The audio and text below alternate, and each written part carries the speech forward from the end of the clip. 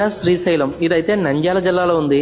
దేశంలో ఉన్నటువంటి ద్వాదశి జ్యోతిర్లింగాల్లో ఈ శ్రీశైలం ఒక ప్రసిద్ధ పుణ్యక్షేత్రం. ఈ శైవ క్షేత్రం కోసం చాలా మంది భక్తులు పోటెత్తుతూ ఉంటారు.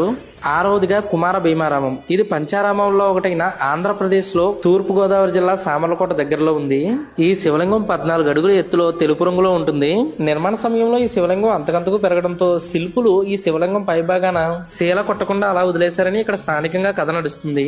7వది క్షీరారామం. ఆంధ్రప్రదేశ్ లో ప్రసిద్ధి చెందిన పంచారామంలో ఎత్తైన గోపురం గలది. ఇది పశ్చిమ గోదావరి జిల్లా పాలకొల్లులో ఉంది. ఇక్కడ స్వామివారిని క్షీరారామలింగేశ్వర స్వామిగా కొలుస్తారు. అలాగే 8వదిగా పట్టిసీమ. చాలా మంది కార్తీక మాసంలో విహారయాత్రకు ఇక్కడ వస్తుంటారు. ఇది పశ్చిమ గోదావరి జిల్లా గోదావరి మధ్యలో లంక ప్రదేశంలో ఉన్నటువంటి వీరభద్రస్వామి ఆలయం. అయితే ఇక్కడ శివుడు వీరభద్రస్వామిగా ఆవిర్భవించాడు. అందువల్ల ఈ స్వామిని వీరేశ్వరుడు అలాగే వీరభద్రస్వామిగా పిలుస్తారు. చివరిదిగా యాగంటి. ఇది నంద్యాల జిల్లా బనగానపల్లి దగ్గరలో ఉన్నటువంటి శ్రీ ఉమామహేశ్వర స్వామి వారి దేవస్థానం.